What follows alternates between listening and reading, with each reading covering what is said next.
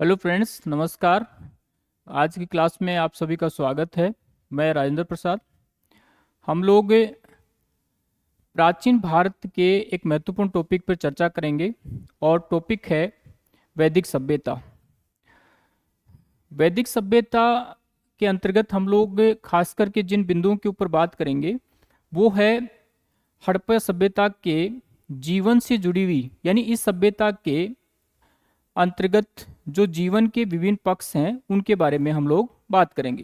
यानी खास तौर से इस सभ्यता की जो संस्कृति हमें प्राप्त होती है उसके बारे में हम लोग यहाँ पर चर्चा करेंगे। ठीक है। टॉपिक है हमारा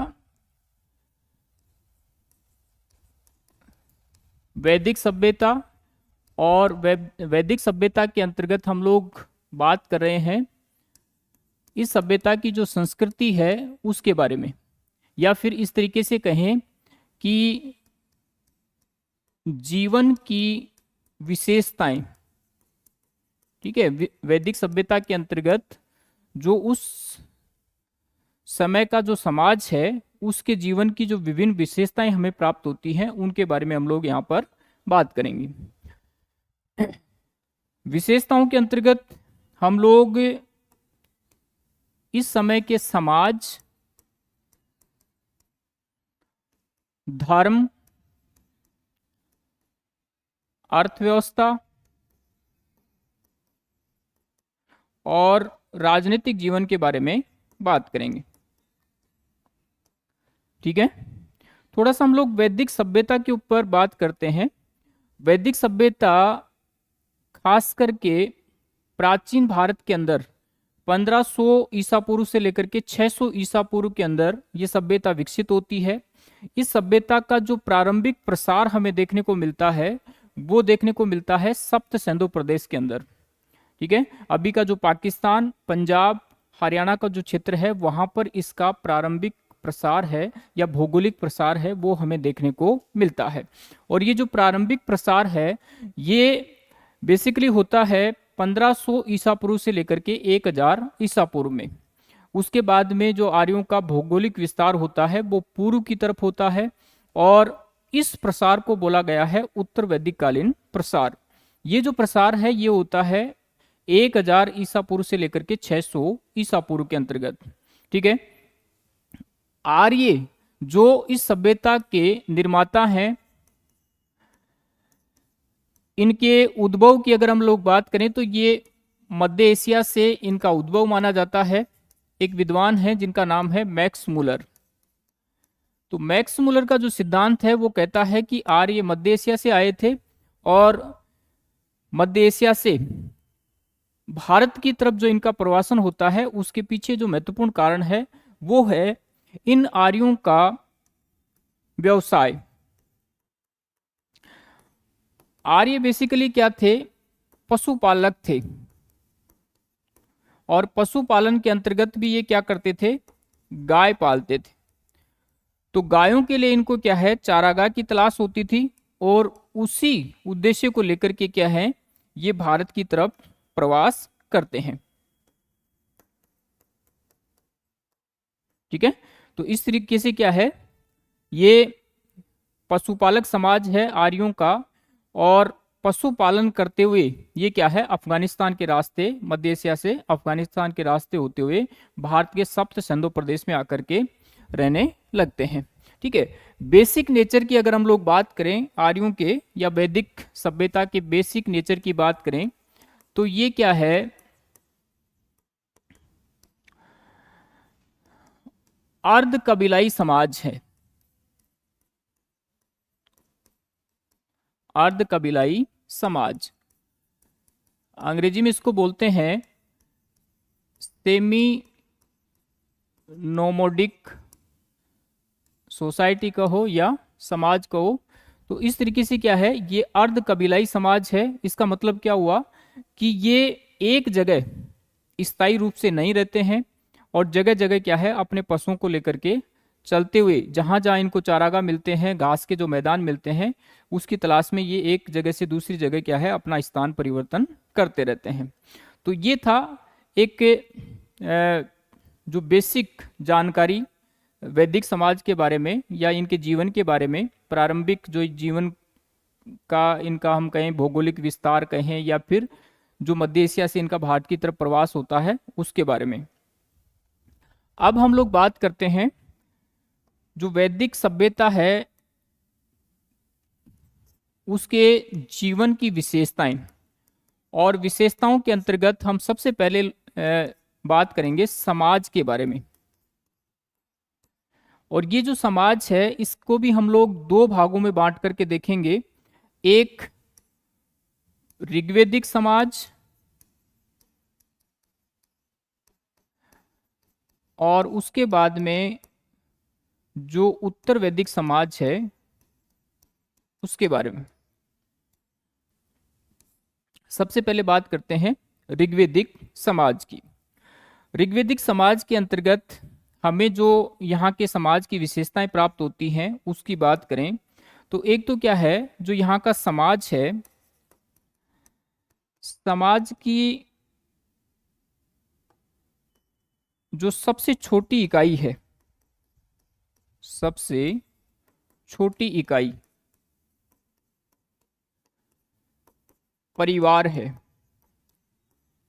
ऋग्वैदिक समाज की सबसे छोटी इकाई की बात करें तो वो क्या है, परिवार। ये जो परिवार है इसका मुखिया था पिता, और इस रूप में ये जो समाज है इसका नेचर होता है पितृसत्तात्मक, पितृसत्तात्मक समाज। जैसे हम लोग हड़प्पा सभ्यता के बारे में बात करते हैं तो हड़प्पा सभ्यता का समाज है वो मात्र सत्तात्मक समाज की ओर संकेत करता है, ठीक है। लेकिन जो ऋग्वैदिक समाज है वो पितृसत्तात्मक समाज है। या जैसे हमने देखा कि आर्य कैसे हैं, आर्य एक तरीके से कबीलाई समाज है। इनका जो समाज का बेसिक नेचर है वो कैसा है, कबीलाई समाज। और करते क्या हैं, ये करते हैं पशुचारण। तो पशुचारण के अंदर जैसे ये गाय और घोड़ा पालते हैं, और ऐसे में क्या होता है कि इनके जो कार्य होते हैं या इनका जो व्यवसाय होता है वो क्या है, घर के अलावा बाहर का ज्यादा होता है। यानी कुछ व्यवसाय ऐसे होते हैं जो घर में बैठ करके किए जाते हैं, और कुछ व्यवसाय ऐसे होते हैं जिनमें शारीरिक हम कहें शक्ति की या फिर शारीरिक बल की ज्यादा आवश्यकता होती है। तो ये जो कार्य करते हैं उसमें क्या है, शारीरिक बल की आवश्यकता होती है। और ऐसे में फिर होता क्या है कि जो पुरुष होता है उसकी भूमिका बढ़ जाती है, ठीक है। तो यहाँ क्या है, जो वैदिक समाज है वो पितृसत्तात्मक समाज की ओर संकेत करता है, ठीक है। सबसे पहले परिवार की सबसे जो छोटी इकाई है वो क्या है, परिवार।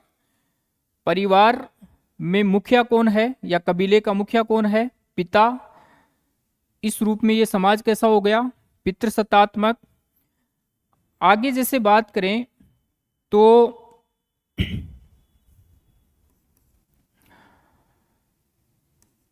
इस समाज के अंदर जो विवाह होता है एक पवित्र संस्कार माना गया है, विवाह को पवित्र संस्कार माना गया है, ठीक है। दो प्रकार के विवाह देखने को मिलते हैं, दो प्रकार के विवाह कौन कौन से हैं, एक है अनुलोम और दूसरा है प्रतिलोम।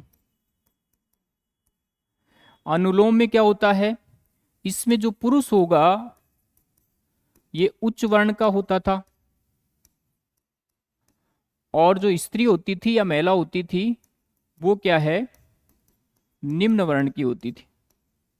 वहीं प्रतिलोम के अंदर पुरुष निम्न वर्ण का और जो स्त्री है वो क्या है, उच्च वर्ण की होती थी, ठीक है। तो ये दो प्रकार के विवाह हमें यहां पर देखने को मिलते हैं।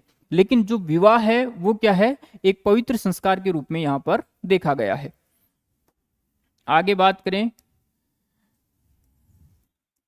स्त्रियों की दशा, स्त्रियों की दशा। तो स्त्रियों की दशा की बात करें तो क्या है, यहां पर स्त्रियों की दशा अच्छी है। किस रूप में? इनका उपनयन संस्कार होता है, उपनयन संस्कार, ठीक है, यानी शिक्षा का अधिकार इनको है। साथ साथ इस समाज के अंदर बाल विवाह नहीं होते हैं, बाल विवाह नहीं, ठीक है। सती प्रथा, दास प्रथा, ये सब चीजें यहां पर देखने को नहीं मिलती हैं। एक इस समाज के अंदर नियोग प्रथा का प्रचलन था। नियोग प्रथा से तात्पर्य यह है कि जैसे किसी स्त्री को पुत्र की प्राप्ति नहीं होती है अपने पति से, तो वो क्या है, अपने देवर वगैरह के साथ में संबंध बना करके पुत्र की प्राप्ति कर सकती थी, ठीक है। तो परिवार ऋग्वेदिक समाज की सबसे छोटी इकाई है।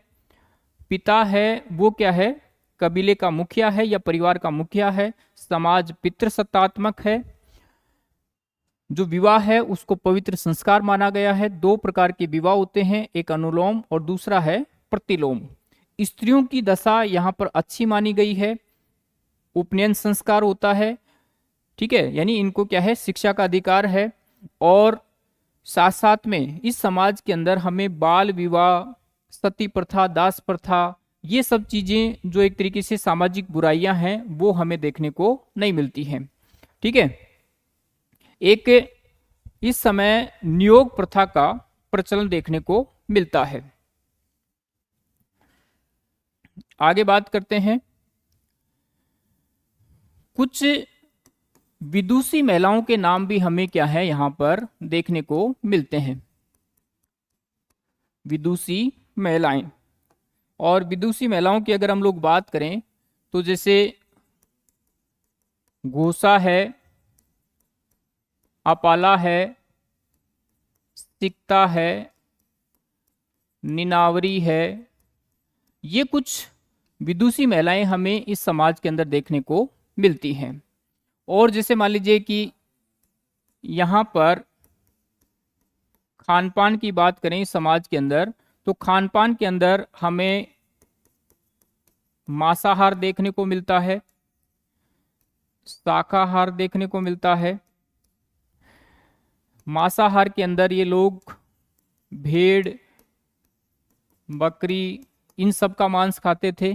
और शाकाहार के अंदर जो पूर्व वैदिक कालीन समाज है वो जो वह दूध निर्मित सामग्री का प्रयोग करता था, ठीक है। एक वस्त्र वगैरह की बात करें इस समाज के अंदर, जो वस्त्र हमें देखने को मिलते हैं उसमें वास है, आदिवास है और नीवी है। ये तीन प्रकार के वस्त्र हमें यहाँ पर देखने को मिलते हैं। इनका मतलब क्या है, ये जो वास है ये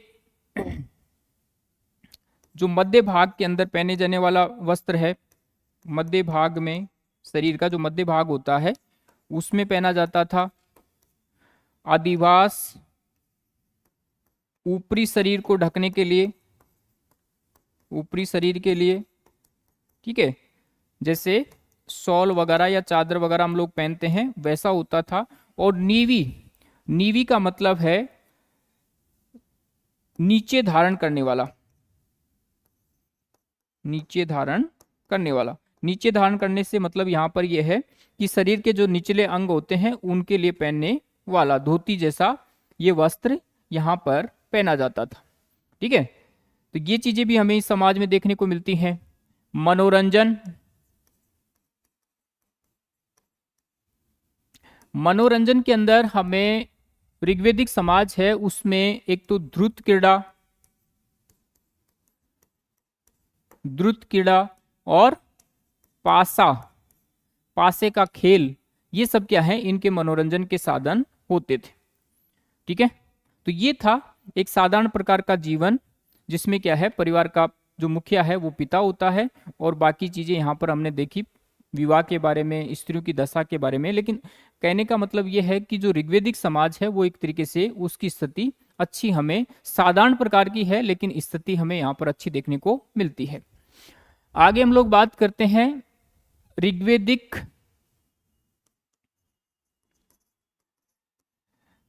जो समाज है उसकी राजनीतिक व्यवस्था के बारे में।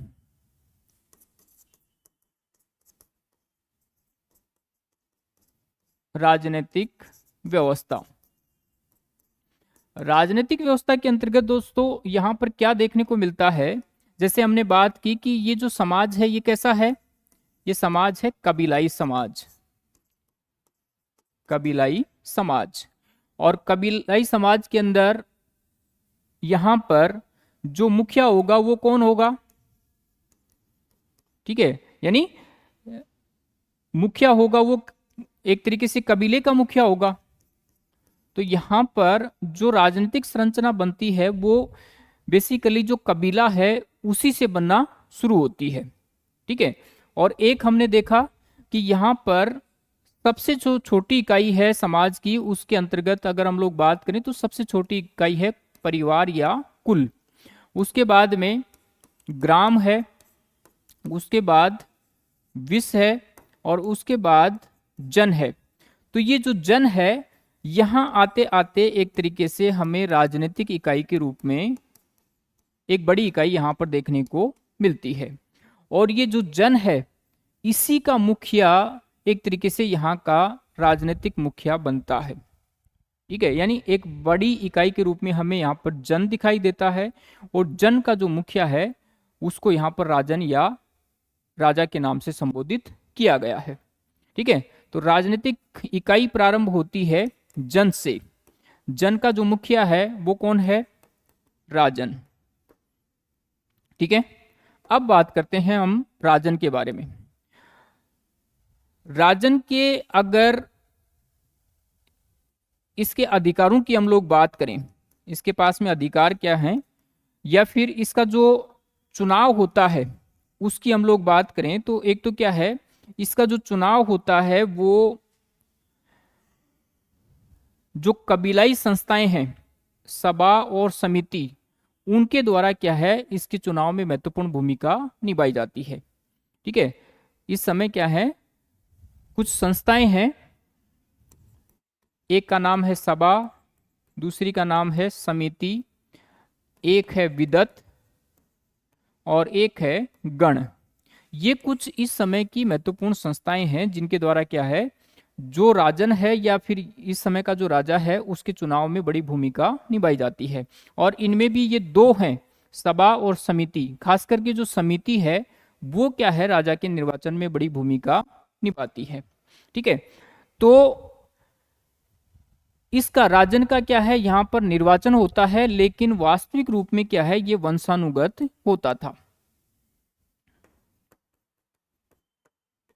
वास्तविक रूप में वंशानुगत, ठीक है। लेकिन ये क्या है, वंशानुगत है, लेकिन फिर भी क्या है, इसके ऊपर नियंत्रण है। यानी ये कोई निर्णय लेगा तो वो क्या है, सभा और समिति के परामर्श के बाद में ही लेता है। तो ऐसे में क्या हो गया, ये एक तरीके से स्वैच्छिक निर्णय नहीं ले सकता है, ठीक है। राजा क्या है, वंशानुगत है, लेकिन निर्णय क्या है, ये परामर्श के आधार के ऊपर लेता है, ठीक है। और क्या चीज है यहां पर, जैसे हमने देखा कि राजा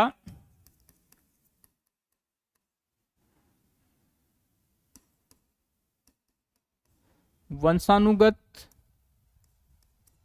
होता था, लेकिन सभा व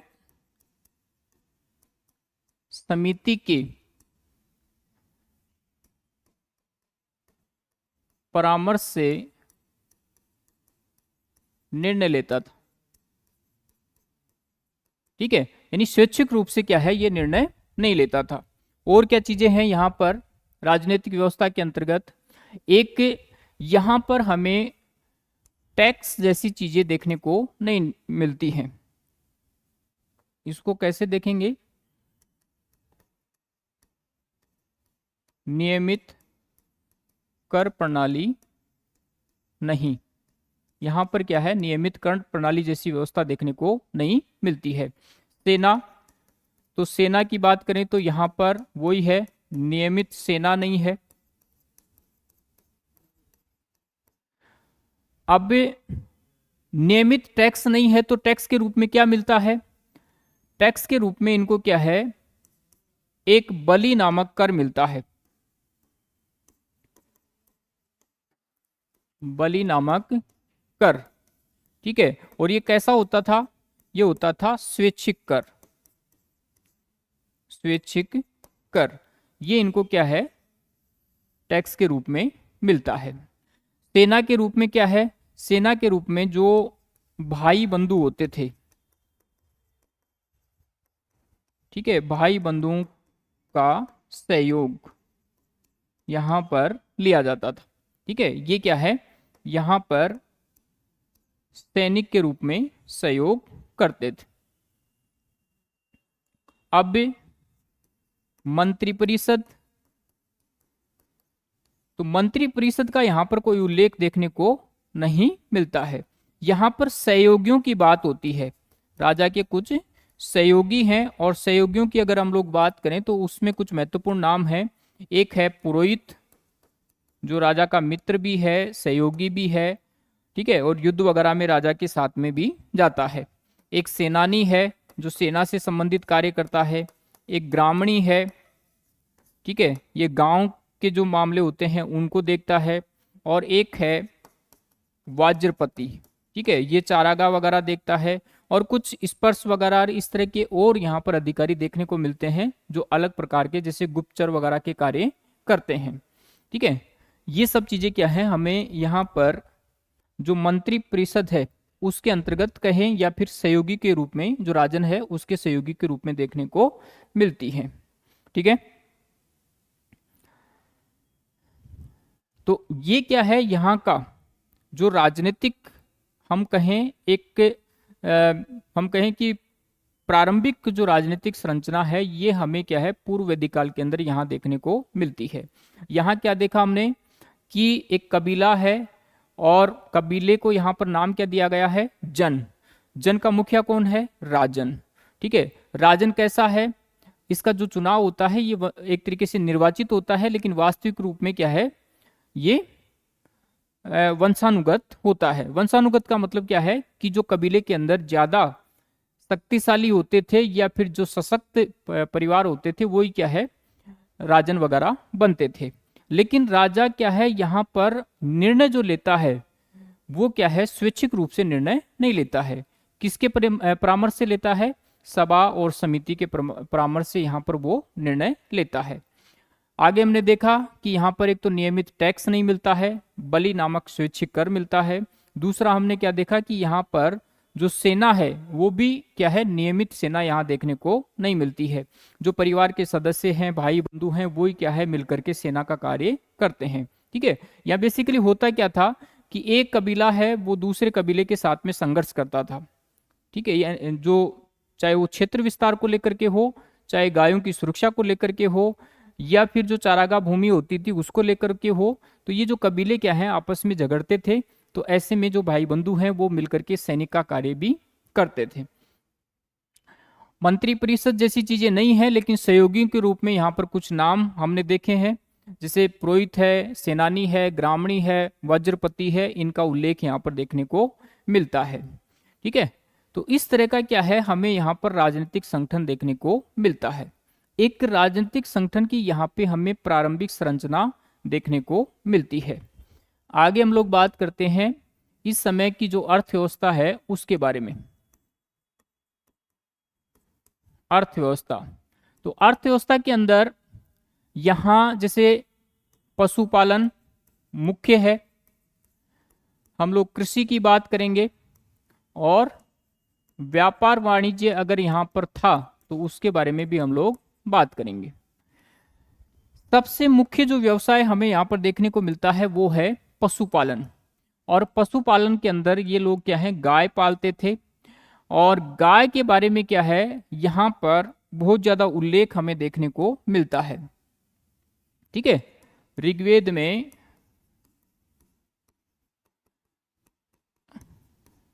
गाय से संबंधित अनेक बार उल्लेख मिलता है या चर्चा की गई है। ठीक है, इसका मतलब क्या हुआ कि गाय यहां पर क्या है, एक महत्वपूर्ण पशु है। और कुछ ऋग्वेद के अंदर नाम भी हमें मिलते हैं। नाम के अंदर जैसे गोधूली एक शब्द मिलता है, ये गाय से रिलेटेड है। एक गवेषणा शब्द मिलता है, गवेषणा शब्द यहां पर मिलता है। गविष्टि शब्द मिलता है। ठीक है, गोधूम शब्द मिलता है। ये शब्द क्या है, गाय से संबंधित हैं, जो ऋग्वेद के अंदर हमें देखने को मिलते हैं। इसका मतलब क्या हुआ कि गाय एक महत्वपूर्ण पशु है ऋग्वेदिक कालीन समाज के अंदर। वस्तु विनिमय यहां पर देखने को मिलता है, यानी व्यापार वगैरह होता है तो उसमें वस्तु विनिमय है, और उसमें क्या है, गाय मुख्य है। गाय मुख्य वस्तु है। ठीक है, व्यापार जो होता है वो क्या है, वस्तु विनिमय आधारित है, लेकिन उसमें भी क्या है, गाय को यहां पर सबसे ज्यादा महत्व दिया गया है।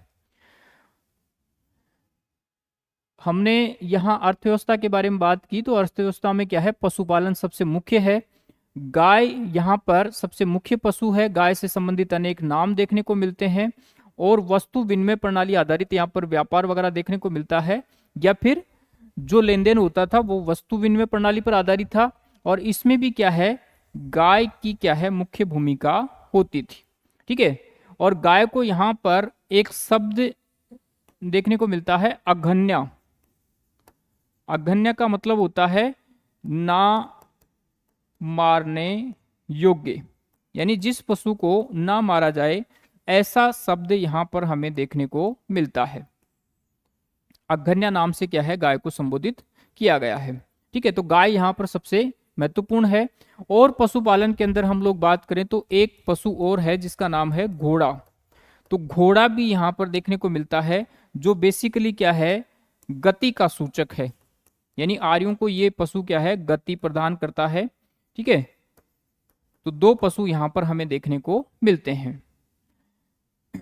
कृषि की बात करें, ऋग्वेदिक अर्थव्यवस्था में कृषि, कृषि के अंतर्गत हमें एक फसल है जो ज्यादा देखने को मिलती है, वो है जौ, और इससे ऋग्वेद में बोला गया है यव। ठीक है, कृषि होती कैसी है, कृषि जीवन निर्वाह योग्य, ठीक है, जीवन निर्वाह योग्य कृषि यहां पर की जाती है। यानी उतनी कृषि की जाती है जितना क्या है, अपने पेट भरण के लिए या भरण पोषण के लिए आवश्यक हो, इतनी फसलें वगैरह या इतनी कृषि यहां पर तैयार की जाती है। व्यापार वाणिज्य, व्यापार वाणिज्य का यहां पर क्या है, हमें ज्यादा उल्लेख देखने को नहीं मिलता है। सीमित या फिर कहें नगण्य प्रकार का व्यापार वाणिज्य हमें यहां पर देखने को मिलता है। ठीक है, व्यापार वाणिज्य कितना है, नगण्य प्रकार का, यानी बहुत ही सीमित मात्रा में यहां पर हमें व्यापार वगैरह देखने को मिलता है। कैसा था, वस्तु विनिमय प्रणाली आधारित, इसको अंग्रेजी में बोलते हैं बार्टर सिस्टम। यानी इस प्रकार का व्यापार हमें यहां पर देखने को मिलता है, जिसमें होता क्या था कि वस्तुएं आपस में, वस्तुओं का क्या है, लेन देन किया जाता था। ठीक है, एक यहां हमें कुछ धातुओं का नाम मिलता है, जिसमें एक है निष्क व शतमान। तो इनके बारे में कुछ विद्वान कहते हैं कि ये क्या थी, ये मुद्रा थी। कुछ लोग या कुछ विद्वान इनको स्वर्ण के ढेर के रूप में संबोधित करते हैं, स्वर्ण के ढेर, ठीक है। और कुछ विद्वान हैं जो इनको क्या बताते हैं कि ये आभूषण थे, आभूषण। तो अलग अलग प्रकार के नाम या अलग अलग प्रकार से इनको परिभाषित किया गया है। कुछ स्वर्ण के ढेर के रूप में संबोधित करते हैं, कुछ मुद्रा के रूप में, कुछ आभूषण के रूप में। है क्या ये निष्क और शतमान, ये यहाँ पर हमें देखने को मिलते हैं। तो इस प्रकार का क्या है, हमें यहाँ पर अर्थव्यवस्था के अंदर पशुपालन जो क्या है ज्यादा है, यानी अर्थव्यवस्था का आधार यहाँ पर पशुपालन है। गाय मुख्य भूमिका में है, कृषि सीमित मात्रा में है, जो मुख्य फसल है। व्यापार वाणिज्य के अंतर्गत देखा, व्यापार वाणिज्य बिल्कुल सीमित है, यानी एक तरीके से क्या है कि बिल्कुल जो प्रारंभिक व्यापार वाणिज्य होता है या प्रारंभिक एक तरीके से जो ग्रामीण संरचना जो देखने को मिलती है वैसा हमें यहाँ पर दिखाई पड़ता है। आगे हम लोग बात करते हैं इस समाज के धार्मिक जीवन की। धार्मिक जीवन, धार्मिक जीवन के अंतर्गत दोस्तों ये जो वैदिक कालीन लोग हैं ये क्या है, प्रकृति का मानवीकरण करते हैं।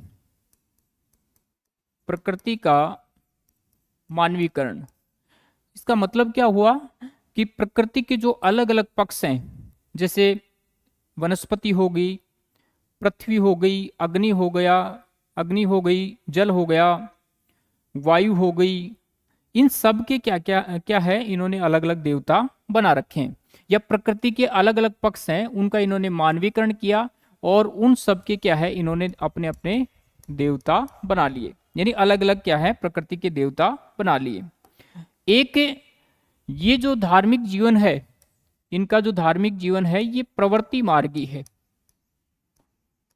प्रवृत्ति मार्गी, इसका मतलब क्या है कि ये कामना करते हैं,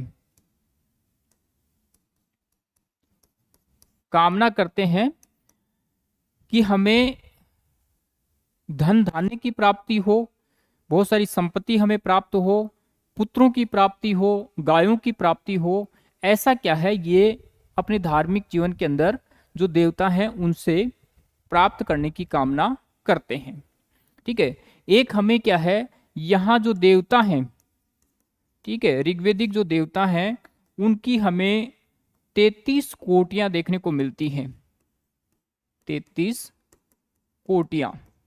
और इन 33 कोटियों के जो देवता थे उनको अलग अलग भागों में बांटा गया था। एक आकाश के देवता, अंतरिक्ष के देवता और पृथ्वी के देवता। जैसे आकाश के देवताओं की बात करें तो इसमें सूर्य, मित्र ये प्रमुख देवता आते हैं। अंतरिक्ष के देवताओं की बात करें तो इसमें इंद्र, रुद्र ये प्रमुख देवता आते हैं। पृथ्वी के देवताओं की अगर हम लोग बात करें तो इसमें एक तो अग्नि महत्वपूर्ण देवता है, बृहस्पति एक देवी है, सरस्वती, ये क्या है पृथ्वी के महत्वपूर्ण देवताओं के अंदर गिने जाते हैं, ठीक है। तो इनको क्या है अलग अलग कोटियों के अंदर आकाश, अंतरिक्ष और पृथ्वी इस तरीके से विभाजित किया गया था। कुछ महत्वपूर्ण देवता हैं जिनकी अगर हम लोग बात करें तो इसमें सबसे महत्वपूर्ण नाम आता है इंद्र का। ये क्या है इस समय का सबसे प्रतापी देवता था, शक्तिशाली और प्रतापी देवता था। 250 सूक्त इसके लिए लिखे गए हैं ऋग्वेद के अंदर, ठीक है। ये वर्षा व युद्ध का देवता था, युद्ध का देवता, ठीक है। वर्षा का देवता भी है और युद्ध का देवता भी है। और इसको युद्ध का देवता होने के कारण पुरंदर की संज्ञा दी गई है। पुरंदर यानी किलों को तोड़ने वाला, ऐसा इसको कहा गया है। दूसरा जो देवता है वो है अग्नि, और लगभग 200 सूक्त इसके लिए लिखे गए हैं ऋग्वेद के अंदर। अग्नि है ये मानव व देवताओं के मध्य, देवताओं के मध्य मध्यस्थ का कार्य करता था। मध्यस्थ का कार्य, ठीक है। ये कई बार पूछा गया है एग्जाम के अंदर कि ऐसा कौन सा देवता था जो मानव व देवताओं के बीच में मध्यस्थ का कार्य करता था। तो ये देवता है अग्नि। तीसरे महत्वपूर्ण देवता हैं वो हैं वरुण। और ये जो वरुण है ये समुद्र व ऋत के देवता हैं। ऋत के देवता। ऋत का मतलब है कि जो ये संसार है या फिर ये जो प्रकृति है इसका एक नियामक, ठीक है। प्रकृति के अंदर जो हमें नियम देखने को मिलते हैं उसको यहाँ पर ऋत के नाम से संबोधित किया गया है, ठीक है। प्रकृति क्या है, एक नियम के अनुसार अपने कार्यों को संचालित करती है। और यहाँ पर ऋग्वेद के अंदर एक अपेक्षा की गई है खास करके मानवों से कि मानव भी क्या है, जैसे प्रकृति अपने कठोर नियमों का पालन करते हुए अर्थात ऋत का पालन करते हुए संचालित होती है, वैसे ही क्या है मानव को भी जो ऋत है उसका पालन करना चाहिए या फिर जो नियम है उनके अनुसार अपना जीवन निर्वाह करना चाहिए, ठीक है। तो वरुण समुद्र व ऋत के देवता हैं। इसके अलावा हमें जो और देवता यहां पर देखने को मिलते हैं उसके अंदर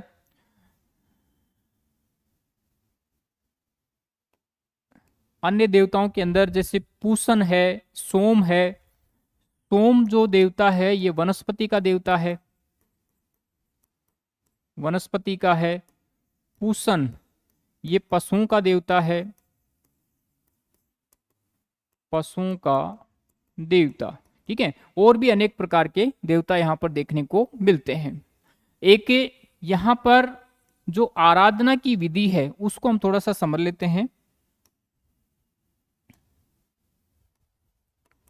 आराधना की विधि यानी ये जो देवताओं से जो चीज मांगते हैं वो किस प्रकार से मांगते हैं। तो इसके अंतर्गत दो चीजें हैं। एक तो ये क्या है, यज्ञ करते हैं, और दूसरा क्या है, मंत्रों का उच्चारण करते हैं। मंत्रों का उच्चारण, ठीक है।